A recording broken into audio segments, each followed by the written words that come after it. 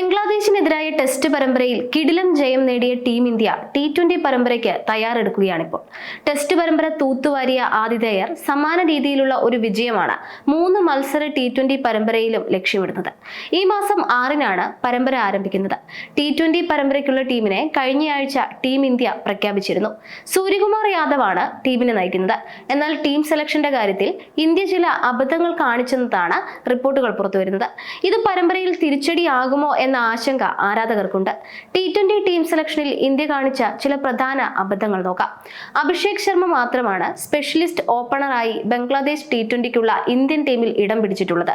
ഈ സാഹചര്യത്തിൽ സഞ്ജു സാംസണോ മറ്റ് താരങ്ങളിൽ ആരെങ്കിലുമോ ഓപ്പണിംഗിൽ കളിക്കാൻ നിർബന്ധിതരായേക്കും. IPL സാധാരണ 3-ാം നമ്പറിലാണ് സഞ്ജു കളിക്കുന്നത്. ഓപ്പണിംഗിൽ മുൻപ് കളിച്ചിട്ടുണ്ടെങ്കിലും ഫേവറിറ്റ് പൊസിഷനിൽ നിന്ന് മാറുന്നത് സഞ്ജുവിന് തിരിച്ചടിയായേക്കും. സ്പെഷ്യലിസ്റ്റ് ഓപ്പണർമാരുടെ അഭാവത്തിൽ സ്വന്തം പൊസിഷൻ വിട്ട് ഓപ്പണിംഗിൽ കളിക്കാൻ ചില കളിക്കാർ നിർബന്ധിതരാകുമെന്നത് ടീം സെലക്ഷനിലെ പാളിച്ച തന്നെയാണ്. 3 പേസ് ബൗളിംഗ് ഓൾറൗണ്ടർമാരെയാണ് ബംഗ്ലാദേശിനെതിരായ T20 പരമ്പരയ്ക്കുള്ള ഇന്ത്യൻ ടീമിൽ സെലക്ടർമാർ ഉൾപ്പെടുത്തിയിട്ടുള്ളത്. ഹർദിക് പാണ്ഡ്യ, ശിവം ദൂബെ, നിതീഷ് കുമാർ റെഡ്ഡി എന്നിവരാണത്. ഇതിൽ ഹർദിക്കും ദൂബെയും ഇന്ത്യയുടെ പ്രധാന കളിക്കാരാണ്. നിതീഷ് ആകട്ടെ ഇത്തവണത്തെ IPL പ്രകടനങ്ങളുടെ മികവിലാണ് ഇന്ത്യൻ ടീമിലേക്ക് എത്തിയിരിക്കുന്നത്. ഈ 3 കളിക്കാരും ബാറ്റിംഗ് ഓർഡറിൽ ആദ്യ 5 സ്ഥാനങ്ങളിൽ ഇറങ്ങുമ്പോഴാണ് മികവ് കാട്ടുന്നതെന്ന് സമീപകാലത്തെ കണക്കുകളിൽ നിന്നും വ്യക്തമാണ്. ഹർദിക് പാണ്ഡ്യ മുമ്പ് ഇന്ത്യയുടെ ഫിനിഷർ ആയിരുന്നെങ്കിലും നിലവിൽ താരത്തിന്റെ ഫിനിഷിംഗ് മൂർച്ച കുറഞ്ഞിട്ടുണ്ട്. ഈ 3 കളിക്കാരെയും ഒരുമിച്ച് പ്ലേയിംഗ് 11-ൽ ഉൾപ്പെടുത്തുന്നത് ടീമിന്റെ ബാറ്റിംഗ് സന്തുലിതാവസ്ഥ തകർക്കും. ഒരേ റോൾ ചെയ്യുന്ന 3 പേസ് ബൗളിംഗ് ഓൾറൗണ്ടർമാരെ ഈ സ്ക്വാഡിൽ ഉൾപ്പെടുത്തിയത് സെലക്ടർമാർക്ക് പറ്റിയ അബദ്ധമാണെന്നാണ് വിലയിരുത്തൽ.